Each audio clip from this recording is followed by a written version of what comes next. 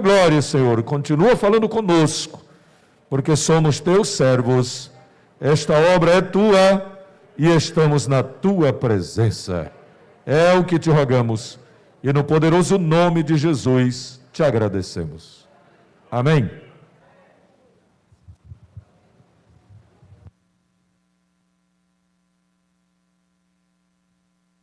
Glória a Deus. Meus queridos irmãos, a paz do Senhor Jesus, que prazer estarmos aqui essa noite para mais uma vez celebrarmos a Deus por tudo que Ele é e tudo que Ele tem feito. Eu quero compartilhar com você a palavra de Deus em 2 Samuel capítulo 12. Segundo livro de Samuel, no capítulo 12.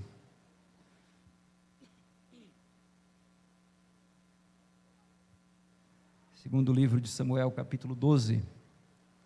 Quantos encontraram, podem dizer amém. Está ali também, glória a Deus. Se você não trouxe uma Bíblia, você pode também acompanhar aqui pelo telão, pode ficar à vontade para ler junto conosco. Diz assim a palavra de Deus: o Senhor enviou Natã a Davi. Chegando Natã a Davi, disse-lhe: havia numa cidade 2 homens, um rico e outro pobre. Tinha o rico ovelhas e gado em grande número, mas o pobre não tinha coisa nenhuma, senão uma cordeirinha que comprara e criara, e que em sua casa crescera junto com seus filhos, comia do seu bocado e do seu copo bebia, dormia nos seus braços e a tinha como filha. Vindo um viajante ao homem rico, não quis este tomar das suas ovelhas e do gado para dar de comer ao viajante que viera a ele, mas tomou a cordeirinha do homem pobre e a preparou para o homem que lhe havia chegado. Então o furor de Davi se acendeu sobremaneira contra aquele homem e disse a Natã: tão certo como vive o Senhor, o homem que fez isso deve ser morto, e pela cordeirinha restituirá 4 vezes, porque fez tal coisa e porque não se compadeceu. Então disse Natã a Davi: tu és o homem. Assim diz o Senhor, Deus de Israel: eu te ungi rei sobre Israel, e eu te livrei das mãos de Saul, e dei-te a casa do teu senhor e as mulheres do teu senhor em teus braços, e também te dei a casa de Israel e de Judá. E se isto fosse pouco, eu teria acrescentado tais e tais coisas. Porque, pois, desprezastes a palavra do Senhor, fazendo o que era mal perante ele? A Urias, o heteu, feriste a espada, e a sua mulher tomaste por mulher, depois de o matar com a espada dos filhos de Amon. Versículo 10, só mais alguns versículos para nós encerrarmos a leitura. Agora, pois, não se apartará a espada jamais da tua casa, porquanto me desprezaste e tomaste a mulher de Urias, o heteu, para ser tua mulher. Assim diz o Senhor: eis que da tua própria casa suscitarei o mal sobre ti, e tomarei tuas mulheres à tua própria vista, e as darei a teu próximo, o qual se deitará com elas em plena luz deste sol, porque tu o fizeste em oculto, mas eu farei isto perante todo Israel e perante o sol. Então disse Davi a Natã: pequei contra o Senhor. Disse Natã a Davi: também o Senhor te perdoou o teu pecado, não morrerás. Quantos podem glorificar ao nome do Senhor Jesus? Queridos, nós queremos, usando esse texto bíblico, falar sobre o Deus que levanta o caído. O Deus que levanta o caído. Olha, os valentes também caem. Este é um antigo ditado de guerra, porque em uma batalha até os homens mais corajosos e mais preparados no uso da lança, no manusear da espada, os homens apaixonados pela arte da guerra também podem cair. Até mesmo aqueles que colecionam várias e várias vitórias, estes também podem cair. Na minha curta caminhada de vida cristã, eu tenho visto muitos homens de Deus, mulheres de oração, homens de vigílias, grandes conselheiros, homens piedosos, servas de Deus, mulheres piedosas, que por não vigiarem, foram agarrados, foram laçados pela tentação e tiveram que conviver com a angústia e com a vergonha. O homem dessa história é um desses valentes que caiu. É um desses homens que, quando se ouve falar que caiu, se duvida até o fim, a não ser que alguém prove que caiu. Quem diria, irmãos, que o homem, segundo o coração de Deus, trairia o coração do seu Senhor? Quem diria que o homem que escreveu cerca de 72 salmos, presentes no texto bíblico, quem diria que um homem tão inspirado, que chegou a dizer as seguintes palavras: o Senhor é o meu pastor e nada me faltará. Quem diria que este homem cairia? Este homem, rei, poeta, músico, homem que derrubou o gigante, ungido por Deus, tornou-se um adúltero, um assassino, acabou com uma família, destruiu uma família inteira, somente para satisfazer os desejos mais perversos que assaltaram seu coração. Este homem está caído e este homem é Davi. Mas Deus tem uma maneira de restaurar o homem caído. Deus tem uma maneira de levantá-lo. É claro, se este homem se sujeitar a Deus. É claro, se esse homem baixar a cabeça para Deus e deixar Deus corrigir-lhe. A Bíblia diz da seguinte forma: o justo cairá 7 vezes e 7 vezes se levantará. Esse número 7 aí é um indicativo de plenitude. Não significa dizer que a gente tenha licença para cair, e nem significa dizer que o justo pode ser perdoado por Deus até 7 vezes. Significa dizer que, se o justo cair, ou toda vez que o justo cair, se ele se prostrar e buscar a misericórdia de Deus, Deus há de levantá-lo. Então, a primeira coisa que Deus faz para restaurar o seu servo Davi é que Deus o desmascara. É a primeira coisa que Deus faz para restaurar a vida de alguém e para levantar alguém do pó, do chão. Deus desmascara. Ora, irmãos, Davi fez tudo aquilo. Se prostituiu com a mulher de Urias, um fiel soldado seu, praticou esse ato absurdo, abusando do poder que ele tinha. Depois ele trama a morte do homem, porque o que matou Urias não foi simplesmente a espada dos filhos de Amon, mas foi a maldade que estava saturando o coração de Davi. Então, ele faz tudo isso, ele toma a mulher para si, Urias morre, quem tinha de chorar, chorou, o luto passou, todo mundo esqueceu, está tudo resolvido. Mas a palavra de Deus nos diz, no último versículo do capítulo 11, porém isto que Davi fizera foi mal aos olhos do Senhor. Se engana quem pensa que Deus está de olhos fechados para a maldade que esta pessoa pratica. Se engana quem se sente seguro em seu pecado e pode continuar na mesma rotina. Porque Deus manda o profeta Natã. O profeta Natã conta uma história a Davi. Ele diz da seguinte forma: havia um homem rico que tinha muito gado, muitas ovelhas, e havia um homenzinho pobre que tinha uma ovelhinha. Ele dava da sua própria comida, ele tirava da sua comida e dava para ela comer. A linguagem daí exagera, diz que o homem pobre dormia com a ovelhinha nos seus braços porque ele a amava. Mas um dia o perverso homem rico recebeu uma visita, ele tomou a ovelha do homem pobre e ofereceu para o visitante como um banquete. A resposta de Davi, irmãos, é rápida.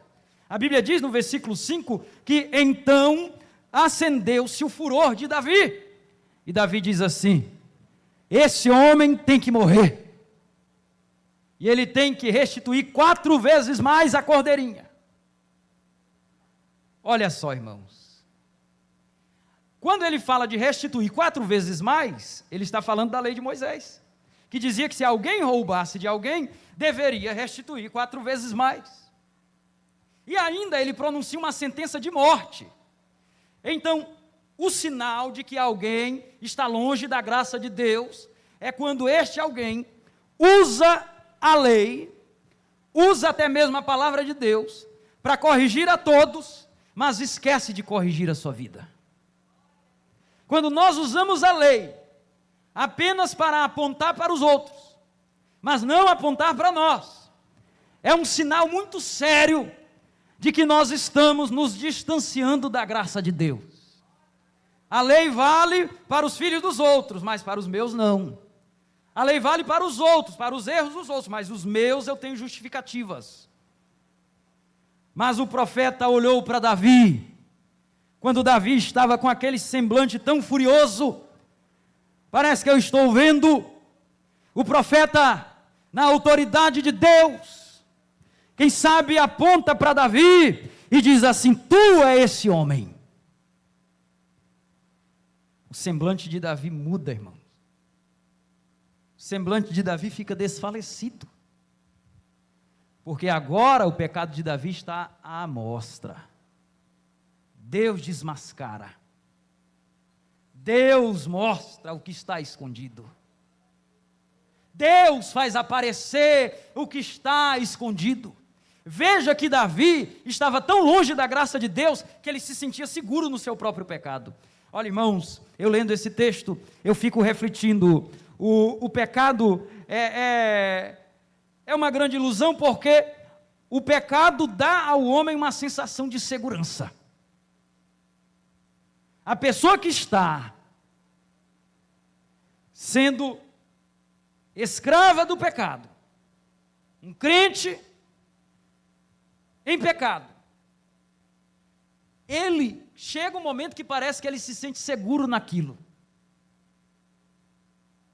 É o seu segredo.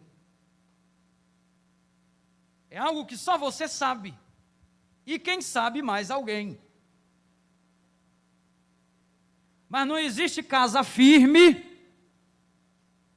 que não caia depois que Deus manda a sua palavra.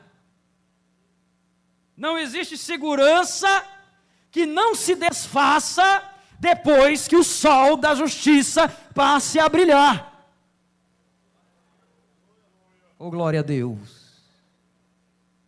Para a gente encerrar esse ponto, uma vez eu fraturei o meu pé, jogando bola, faz tempo, viu, irmãos? Ainda na adolescência. Aí, colocaram um gesso, 4 dias depois meu pé estava assim, ó, latejando, latejando, latejando. E eu segurando com medo de ir para o hospital. Eu não vou contar para o meu pai, porque ele vai me levar para o hospital. Mas chegou uma hora que eu não segurei mais, não aguentava. Eu disse: pai, o meu pé está latejando, eu não aguento mais, me leve para o hospital. Leva para o hospital, tira o gesso, quando abre, aquele mau cheiro. E ali tiveram que cortar, era uma má circulação, muito sangue pisado, muito pus. E por graça e misericórdia de Deus, meu pé está aqui, para a glória de Deus. Deus restaurou, Deus sarou. Mas, irmãos, pergunto para os irmãos, para que o pé fosse sarado, qual foi a primeira coisa que foi preciso fazer? Tirar o gesso. Eu vou dizer para você, irmão, tira o gesso, irmão. Tira o gesso. Oh, glória a Deus. Tira o gesso, confessa. E aí você vai ver a restauração de Deus na tua vida. E aí você vai ver o milagre da graça divina em tua vida. Mas a segunda coisa que Deus faz com esse homem é que Deus coloca Davi debaixo de uma disciplina. Deus fala para Davi da seguinte forma: olha, Davi, a partir de então a espada não se apartará da sua casa. E do jeito que tu fizeste em oculto, eu vou fazer contigo, mas diante de todo Israel. E o que acontece, irmãos, é que Amnon, filho de Davi, abusa da sua irmã Tamar. Davi fica em silêncio. Absalão, para fazer justiça própria, da sua maneira, mata Amnon. A espada jamais se apartará da tua casa, tinha dito o profeta. Daqui a pouco quem morre é Absalão. Mas antes de morrer, Absalão pega as mulheres de Davi, arma uma grande tenda diante de todo Israel, e como uma vergonha nacional para o rei, ele se prostitui com as mulheres do rei. Que vergonha! Deus havia dito: tu fizeste em oculto, mas eu farei contigo diante de todo Israel. Olha, irmãos, existem pessoas que são resistentes a uma disciplina. Muitas vezes elas não querem aceitar a disciplina nossa. Muitas vezes elas não querem ser corrigidas. Você pode resistir à disciplina de homens. Você pode fugir até mesmo para outra cidade. Você pode fugir até mesmo para outra igreja, mas lá Deus vai te encontrar. Então te entrega logo aqui para Ele essa noite. Porque Ele disciplina, Ele nos coloca debaixo da sua disciplina. Ele perdoa o pecado, mas Ele não remove as consequências. Porque as consequências ficam para nós como que um professor nos ensinando aquilo que nós não podemos beber, aquilo que nós não podemos provar, aquilo que é veneno. Então ele foi disciplinado por Deus. E a disciplina foi pesada porque até o menino morreu. O menino morreu. A madrugada inteira chorando. Olha, irmãos, essa é uma verdade difícil de se assimilar e de se ouvir, mas existem consequências que são irreparáveis. Existem consequências de pecado que você ora, mas ela permanece contigo.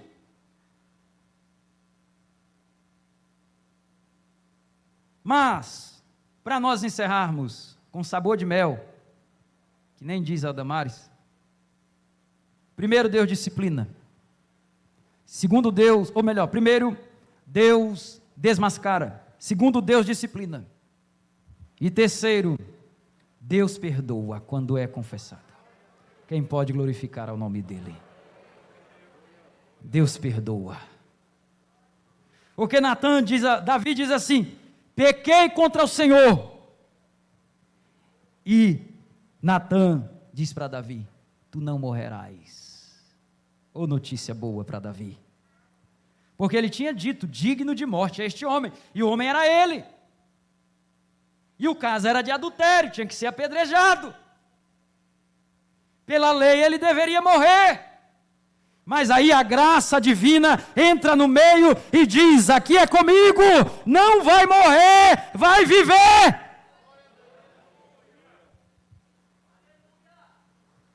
E foi isso que aconteceu conosco, irmãos.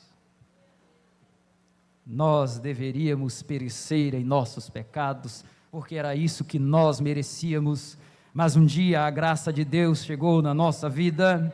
Um dia o Cristo que deu a sua vida na cruz chegou na nossa vida. Um dia o seu sangue foi derramado sobre a nossa vida, perdoou o nosso pecado, e agora nenhuma condenação há para os que estão em Cristo Jesus, porque a lei do Espírito e de vida os libertou do pecado e da morte. E quem intentará acusação contra os eleitos de Deus? Levante sua mão para o céu para glorificar a Deus. É Deus quem os justifica. É a graça de Deus na vida de Davi que aponta já para a nova aliança, dizendo que Cristo viria e que a graça seria derramada sobre nós. E nós respondemos a esta graça tão bondosa, porque todos nós poderíamos estar agora no mundo, mas nós estamos aqui em Cristo Jesus. Quem crê nisso e recebe esta palavra, Deus te abençoe em nome de Jesus. Glória a Deus. Quantos podem glorificar a Deus?